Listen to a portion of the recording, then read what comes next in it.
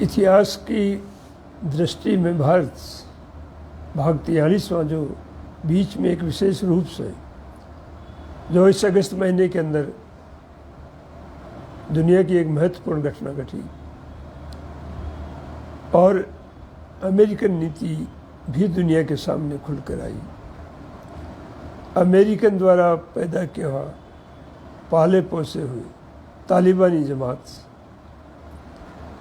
अफ़गानिस्तान पर पुनः कब्जा हो गया। ये तालिबान पहले सत्ता में रहे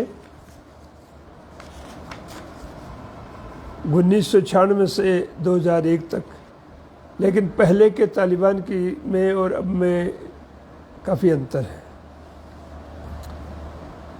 और जो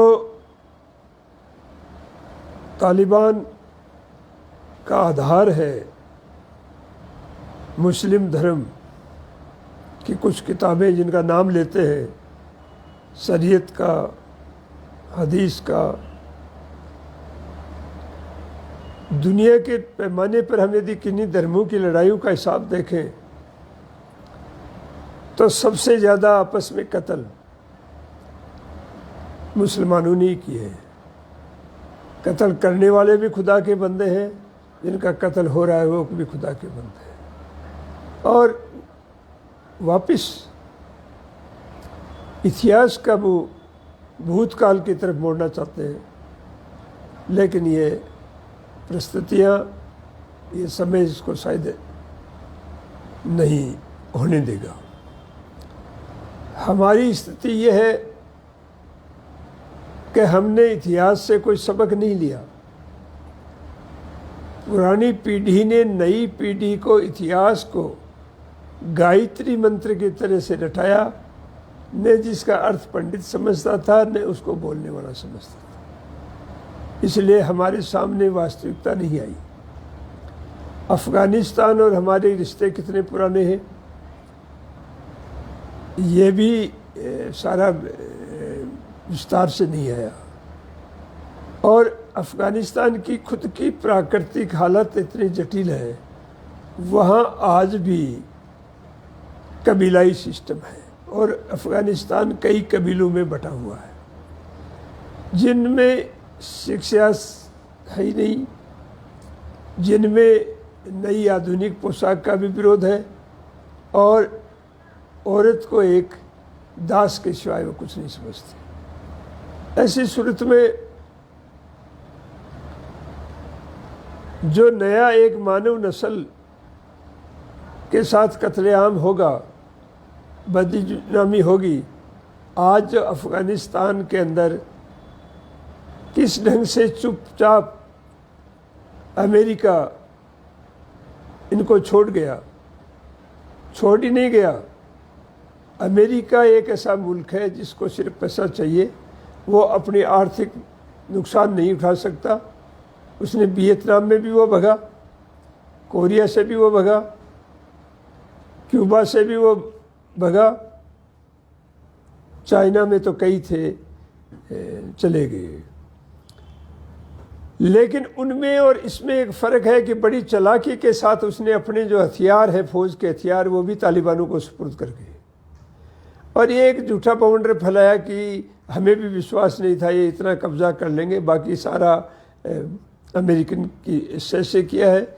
और shadow of America, American writer ने एक किताब लिखी है। मैं धन्यवाद देना चाहूँगा अमेरिकन प्रेस को कि जितना खुलासा अमेरिकन प्रेस ने किया है किसी दूसरे देशों ने किया नहीं है। लेकिन इनकी इतनी कट्टरता की जड़, और जो आज बगदाद और कंधार के हवाई अड्डे पे जो हो रही है, लोग भूख से मर रहे हैं, लोग गोलियों से मर रहे हैं, देश छोड़ करके भाग रहे हैं, यही इस व्यवस्था की देन है कि दुनिया के एक छत्र शासन अमेरिका, जिसमें पैसा महत्वपूर्ण है, आदमी महत्वपूर्ण नहीं है, उसके अंदर एक बड़ी मिडिल क्लास खड़ी कर दी गई, मध्यम क्लास, जिसको बुर्जुआ क्लास भी कहते हैं, मध्यम क्लास भी कहते हैं, और जिसको टटपूंजिया क्लास भी कहते हैं। उस क्लास का चरित्र ही ऐसा था कि उसमें डरपोकपना, भगना उसमें कहीं मुकाबला करने की स्थिति नहीं है। आज बगदाद में जितने लोग बाहर निकलने के लिए तड़फ रहे हैं, यदि वो वापस लौट जाए तो उन तालिबानों के पास इतनी बंदूक और इतने आदमी नहीं है कि उनको रोक नहीं सके। लेकिन इस पूंजी ने मानव को इतना कमज़ोर कर दिया कि वो भगना भी अपनी बहादुरी समझ रहा है, और शर्मनाक मीडिया कह रहा है जो वक्त के आ गया कि हाँ मेरे साथ ये हुआ, बहुत अच्छा हुआ। ये एक बहुत अजीबोगरीब हालत है। हालांकि पहला हमला तालिबान का, चाहे नाम शरीयत का लो, चाहे किसी भी धार्मिक पोथी का दो, क्योंकि धार्मिक संस्थाएं, चाहे वो उसमें गॉड हो, चाहे अल्लाह हो, चाहे भगवान हो, चाहे मस्जिद हो, मदरसा हो, मस्जिद हो, चाहे कोई भी कब्र हो, चर्च हो, मंदिर हो, ये सारे मन से गुलाम बनाने के गड्ढे हैं। और एक बहुत बड़ी जमात साधु, सन्यासी, पंडित, मौलवियों की है जो उनको मूर्ख बनाकर, भावनात्मक उनकी भावनाओं को भड़काकर दुनिया के अंदर सत्ता में काबिज रहना चाहती है। सत्ता ही इन चीज़ों को खड़ा करती है। लेकिन अब थोड़ी परिस्थितियाँ भिन्न हैं। पहले तकनीकी साधन नहीं थे, अब तकनीकी साधन है। अफ़गानिस्तान की अभी बता रहे हैं कि मुख्य आमदनी अफ़ीम पर है। अफ़ीम की बहुत बड़ी पैदावार तालिबान करवा रहा है, लेकिन तालिबान नहीं करवा रहा। तालिबान को वापस काबिज करने के बाद तालिबानों से जो संपर्क हुए, तालिबानों की जो उन्होंने ट्रेनिंग दी, और 9/11 का जो हमला, अमेरिका का जो हमला था, यदि CIA के अध्यक्ष की रिपोर्ट हम पढ़े रिटायर होने के बाद, उसने जो किताब लिखी है, तो वो भी एक संदेश आता है कि एशिया महाद्वीप में एशिया के लोगों को ही आपस में लड़ाकर बर्बाद किया जाए और उसकी धन संपदा, साधन संपन्न देश लूटे, ये उनका एक मुख्य ध्येय है। अब उसमें उसके पड़ोसी ईरान है, रशिया है, चाइना है, तुर्किस्तान है, उज़्बेकिस्तान, ये भारत है।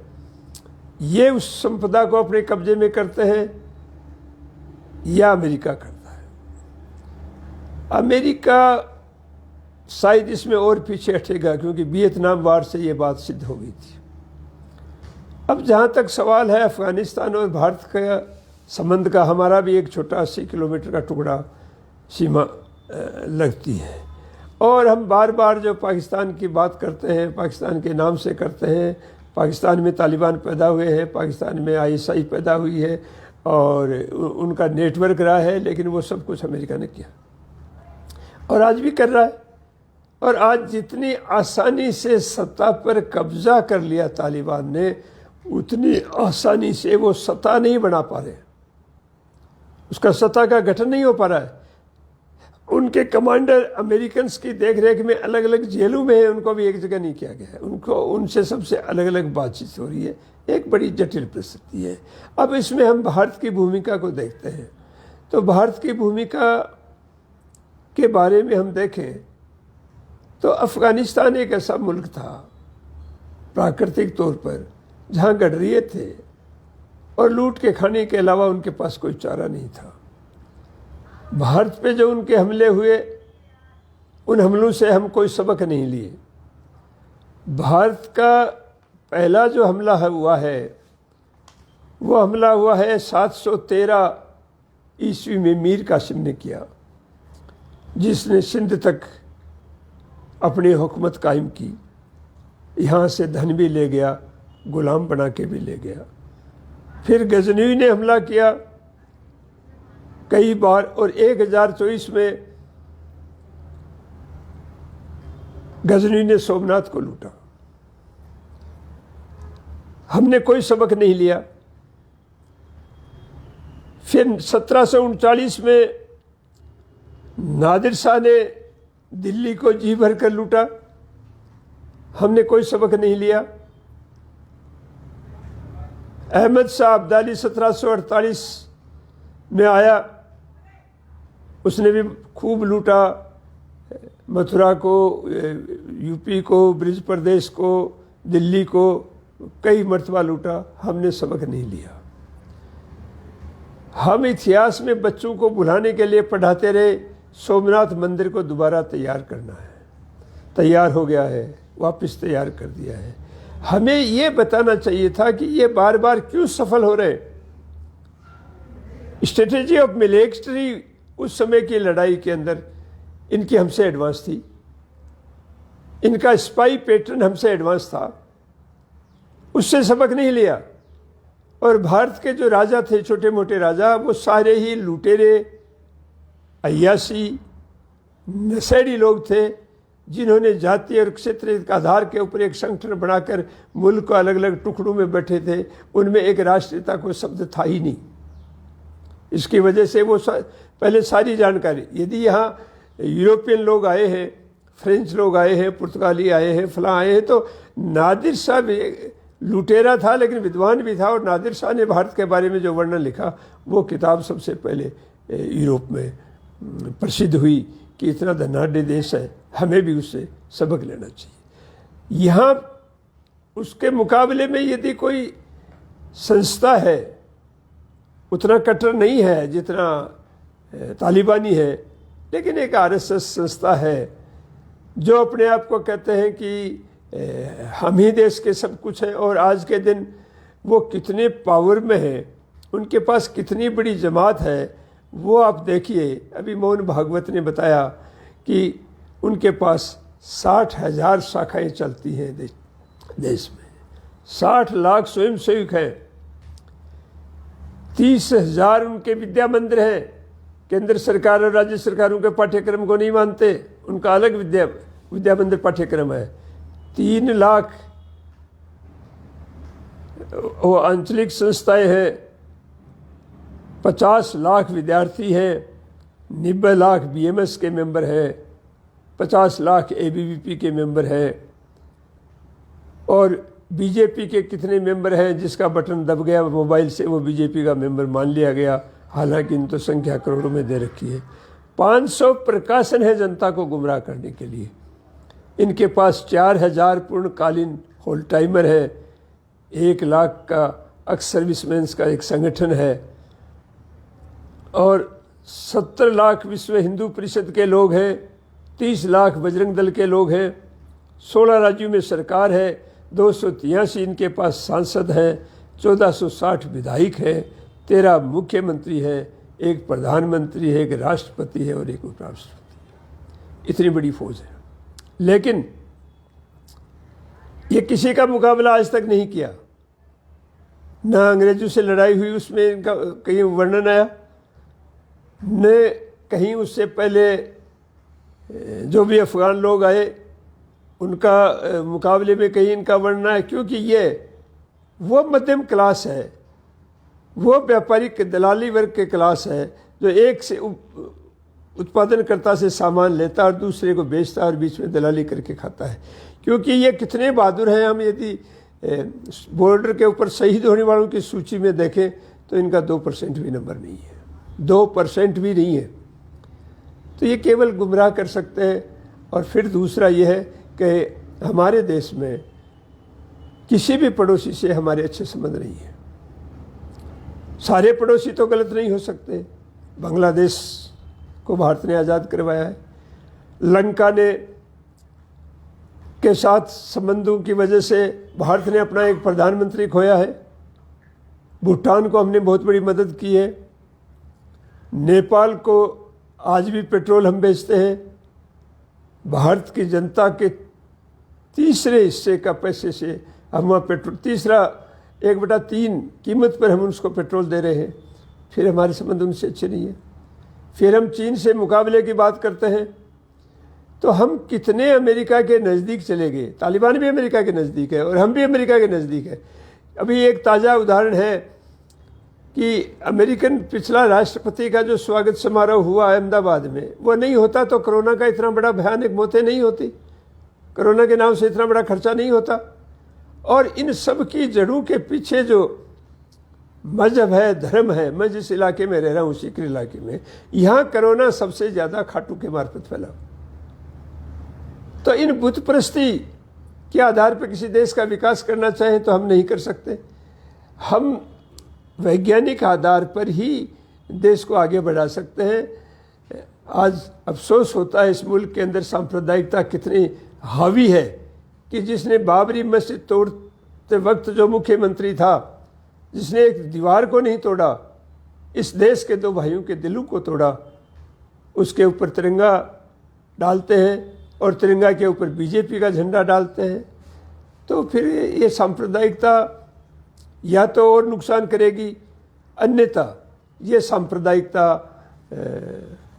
समाप्त करेगी। लेकिन ये जब भी संभव हो सकता है जब जनता इसके अंदर इनका मुकाबला करे। यदि जनता मुकाबला नहीं करेगी तो आज बगदाद एयरपोर्ट पर हो रहा है वो होगा। और जो औरतों के साथ ज़्यादती और जुल्म जो शरीयत के नाम से कर रहे हैं कि 10 वर्ष के बाद बच्ची पढ़ नहीं सकती, 15 वर्ष की बच्ची घर से बाहर निकलेगी तो उसके साथ कोई घर का पुरुष होना चाहिए, वो मेल डॉक्टर को नहीं दिखा सकती। कोई भी बीमारी हो मेल डॉक्टर उसको चेक नहीं कर सकता, उसको पूरा बुरके में रखना पड़ता है। और हमारे यहाँ भी इन दाढ़ी वाले मौलवी की एक बहुत बड़ी फौज है। ये मौलवी और पंडित देश को कहाँ ले जाके डुबोएंगे, कितना खून खराबा करेंगे, ये आने वाला वक्त ही बताएगा। वहाँ अफ़गानिस्तान के ऊपर एक अफ़गानिस्तान के दो व्यक्तियों ने आपस में बातचीत में एक छोटी सी कविता उन्होंने लिखी है कि मगर मन भाग कर चला गया काबुल की अंधेरी सड़कों पर, मन भाग कर चला गया काबुल की अंधेरी सड़कों पर, सवाल गहरे हैं और आपसे पूछने को बेताब है, दिल में पूछना है आप हम पंजशीर के साथ हैं और हम अवाम की आज़ादी के साथ हैं, हम फंडामेंटलिस्ट के ख़िलाफ़ हैं। फंडामेंटलिस्ट का मतलब होता है पुराणपंथी। और हम कातिल बहसी हत्यारों के ख़िलाफ़ हैं और हम जमहूरियत के हिमायती हैं और हम आज़ादी के सपने के हिमायती हैं और हम जमहूरियत के साथ अवाम के साथ हैं, इंसानियत के साथ हैं, मजहबी चोले में हैवानियत के ख़िलाफ़ हैं। आप भी ज़रूरी आदमीता के साथ। हमारी आपकी राह जमहूरियत की, तालीम की, तालिबान की नहीं। सच कहूँ अपनी बस्ती में शैतान तालिबान के हिमायती हमें परेशान करते हैं। हम दृढ़ प्रतिज्ञ रहे, जीवन का मूल सच है उजाला, एक छोटा दीप भी कर सकता है गहरे अंधेरे का मुकाबला, ये सच है बना रहे हमारा सबल। इसलिए परिस्थितियाँ बड़ी जटिल हैं, इन परिस्थितियों के अंदर बड़े संभल करके ही हम आगे बढ़ सकते हैं। इन्हीं शब्दों के साथ आज का एपिसोड यहीं समाप्त करते हैं। धन्यवाद।